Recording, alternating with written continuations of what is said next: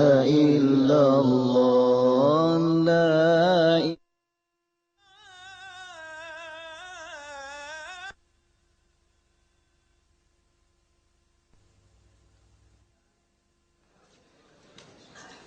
الحمد لله نحمده ونستعينه ونستغفره ونستهديه ونعوذ بالله من شرور أنفسنا ومن سيئات أعمالنا. من يهده الله فهو المهتد ومن يضلل فلن تجد له وليا مرشدا. وأشهد أن لا إله إلا الله وحده لا شريك له وأشهد أن محمدا عبده ورسوله. Dear brothers and sisters, Assalamu alaikum wa rahmatullahi wa barakatuh. We have the pleasure today to have Brother Ahmad Deedat with us. I suppose everybody of us knows Ahmad Deedat. Alhamdulillah, he is a very well-known da'iyah. He's devoted his life for Islam. He's working for Islam in South Africa. We know the Islamic Propagation Center, which he established and working for Islam there in South Africa. But however, he's not only well known in South Africa, he's well known, alhamdulillah, all over the world. Alhamdulillah, Allah has given him the knowledge and the sensibility to understand maybe the other religion which dominates a large part of the world, that's to say Christianity. Alhamdulillah, Brother Ahmad Deedat is so knowledgeable about it than the Christians themselves. Once you are Muslim, then you have the light. You can see the truth, sometimes even between the lines, even when these lines are corrupt.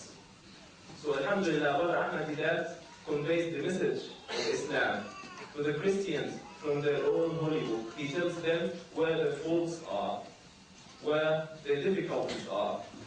At the same time, he tells them that he knows this truth because he knows the full truth revealed from Allah to our Prophet ﷺ.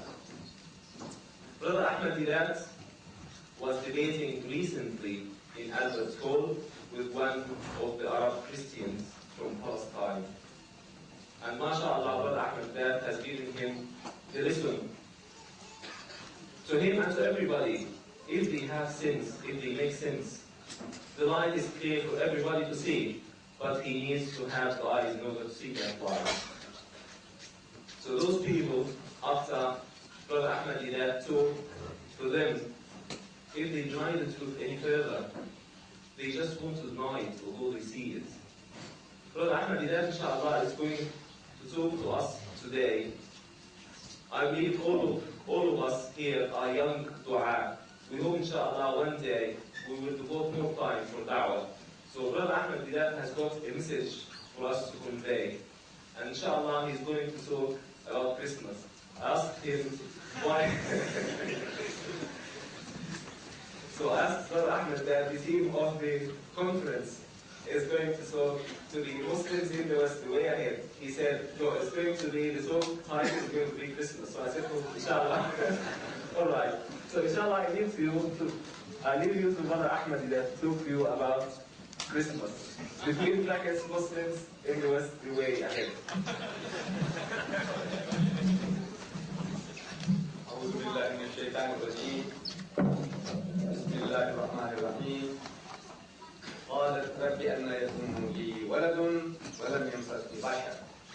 قال كذلك الله يخلق ما يشاء إذا قضى أمرا فإنما يقول له كن فيكون. صدق الله العظيم. Mr. Chairman and my dear children, I know that topic that has been announced to you is quite an amusing topic. That coming to a Muslim conference of young men and women and talking about Christmas, has anything gone wrong with Ahmad Deedat? Is not right in his head. But I don't think that anything has gone wrong yet.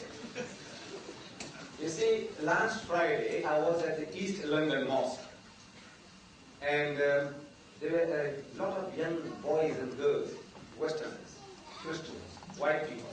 They were visiting the masjid. in East London, the one right on the main road, some Chapel Road or something like that, the big masjid. And after showing them around, the guide took them to a small room and he was going to answer their questions. So they invited me, and one of the questioners, the student, the Christian, asked, "Do you Muslims celebrate Christmas?" So I said yes, and I said no. I said yes, in the sense that Christmas is a public holiday. Like in my country, always around Christmas time, about 4 days holiday we have. Christmas Day, Boxing Day, and then some other days towards the weekend. We have about 4 days holiday almost every year. So it's an occasion for us to go and arrange our weddings, meet our friends, our relations, and we have a jolly good time. Not like you, drinking and dancing, but in an innocent way, we have a good time. Thank you very much for giving us these 4 days. It was our government, they do that. So from that angle, I said, we do celebrate Christmas.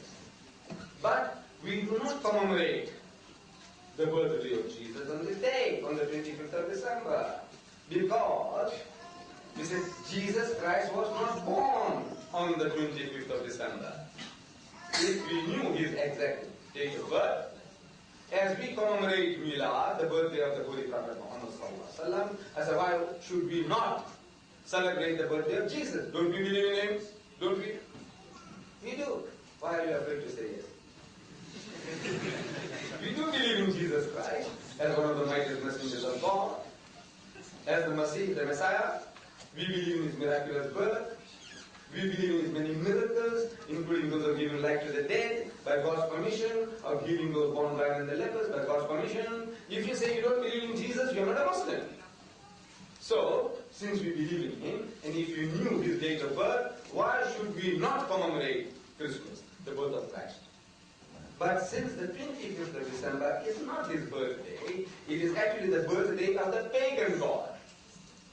See, the sun god, not the son of God in inverted commas. It is the birth of the sun god. I said, you see, according to the Quran and the Bible, Jesus Christ was not born on the 25th of December. According to the Quran and the Bible. In the Bible, we are told that when Jesus was born, the shepherds were out in the field with their flocks at night. And Palestine is in the northern hemisphere. In winter, in midwinter, 25th of December, it is as cold as Merry England. So, if the shepherds were out in the field in midwinter, like this, in the field, the shepherds would freeze to death and the sheep would freeze to death. So, if the shepherds were out in the field, it could not have been in December, number one. Number two, the Holy Quran tells us that when Jesus was born, Mary, his mother, she had retired to a remote place in the east. And when the child was born, a voice was heard telling her that there is a river here, wash yourself, refresh yourself, and get hold of a palm leaf and pull towards herself and shake it, and it will let fall fresh, ripe dates. Dates, khajur. It will let fall. So, when will you have fresh, ripe dates on palm trees that you can shake them down? In summer, midsummer, not midwinter. So, from the Islamic authority, we know it could not be December, and with the Christian authority, we know that it was not December. So, you are commemorating the birth of a sun god, not the son of God. See, the primitive man in this northern region, in the Mediterranean regions, as winter approached, you could see the sun going backward and backward in the southern hemisphere, receding from them, receding. And day by day it started getting colder and colder. 20th of December, 21st, 22nd, 23rd, 24th. It's getting colder and colder. And there personified this as the devil trying to swallow the sun. The happenings in the heavens, astronomically. That the devil was swallowing the sun, and by the 25th, they would see the primitive man can see every little difference, variation in temperature. They would feel and relate to some other happening. They said, you see, now the prince of darkness, the devil, has been overcome by the sun, and the sun is reborn. It is born again. The sun coming back into tone 25th, 26th, 27th, getting warmer and warmer and warmer. So 25th of December was the turn of the tide in the heavens. So the sun is being born. Sun, the sun, not the Son of God. So this is the pagan holiday. The pagans had a holiday. And since the Christians came on the scene, they saw that these people were commemorating around that day. So they adopted that day and they started celebrating Christmas. If we really knew, I said we would have no hesitation in commemorating the birth of Jesus Christ. But 25th of December is